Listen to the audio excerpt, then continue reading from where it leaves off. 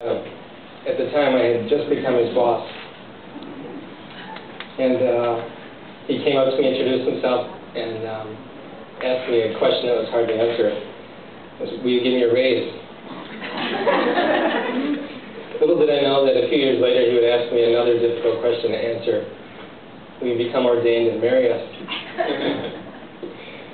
So as you can see, I'm standing here in a suit, the answer to both questions was yes.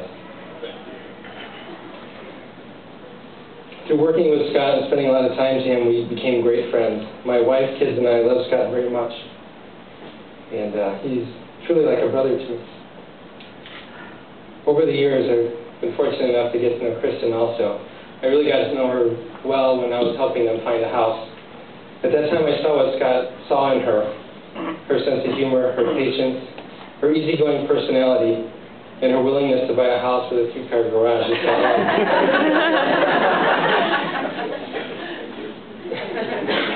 Because I love you guys and want the best for you, I want to give you some marital words of wisdom. Scott, when you're working on a car and sometimes you need help, you refer to the owner's manual.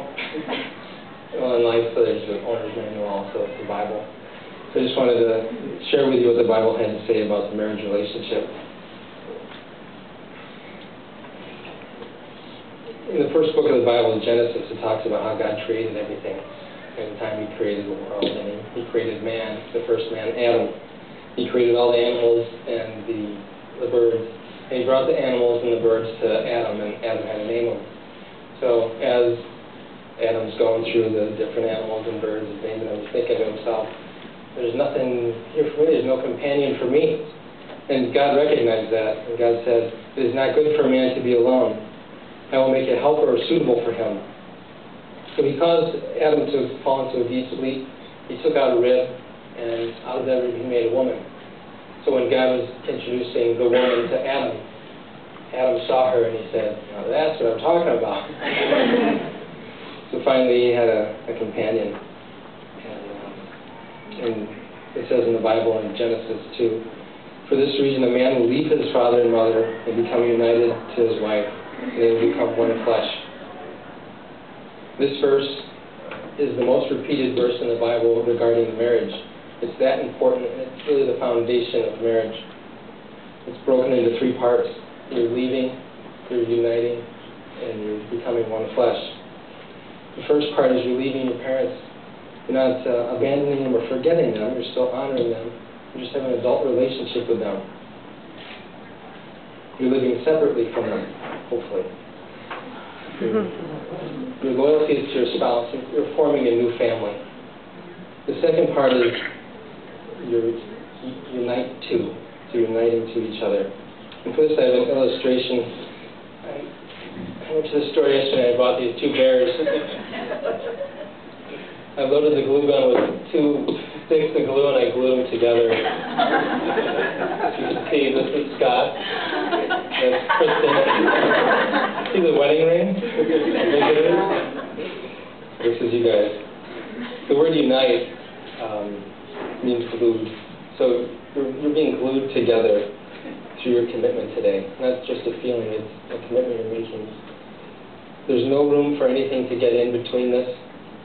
It's your primary relationship. You're to give each other 100%. It's not 50-50. Popular, you're that popular. You're giving 100% of each other. But sometimes things can try to get in between and pry you apart. And you're to guard against that and protect the bond.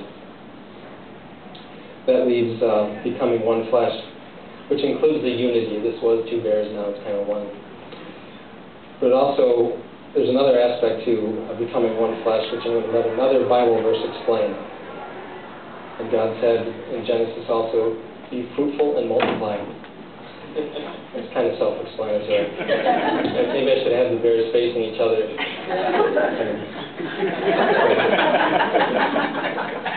Are you guys ready to be founded?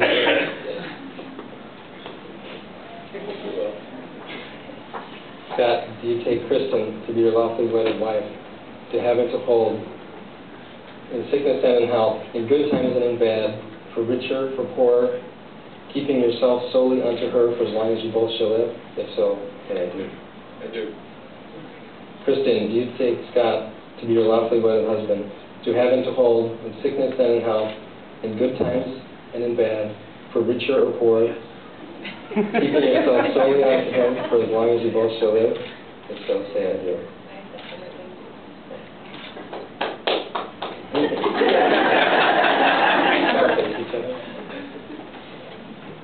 Scott, repeat after me. I, Scott.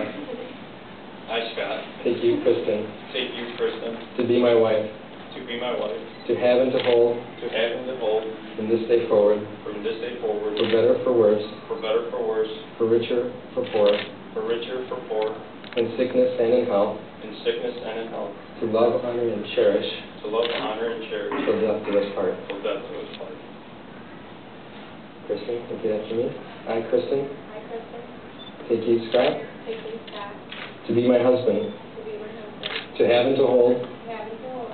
From this day forward. From this day forward. For better, for worse. For better, for worse. For richer, for poorer. For richer, for poorer. In sickness and in health. In sickness and in health. To love, honor, and cherish. To love, honor, and cherish. Till death do us part. May I have the ring?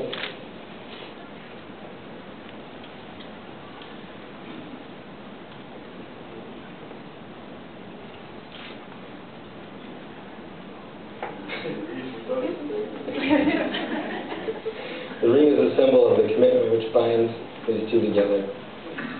Scott, place this ring on Kristin's left finger and repeat after me. With this ring I thee wed. With this ring I thee wed. Where it is a symbol of our love and commitment. Where it is a symbol of our love and our commitment.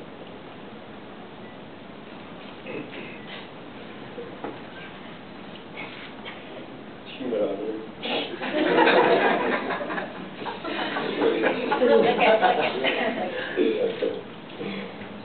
Kristin, place this ring on Scott's finger and repeat after me. With this ring I thee wed. With this ring I thee wed. Where it is a symbol of our love and commitment. Where it is a symbol of our love and commitment.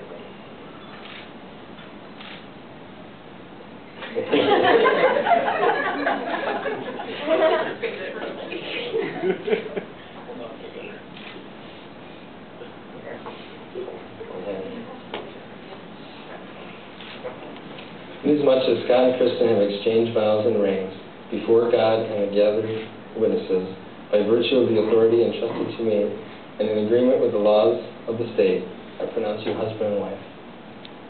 Scott, you may kiss the bride.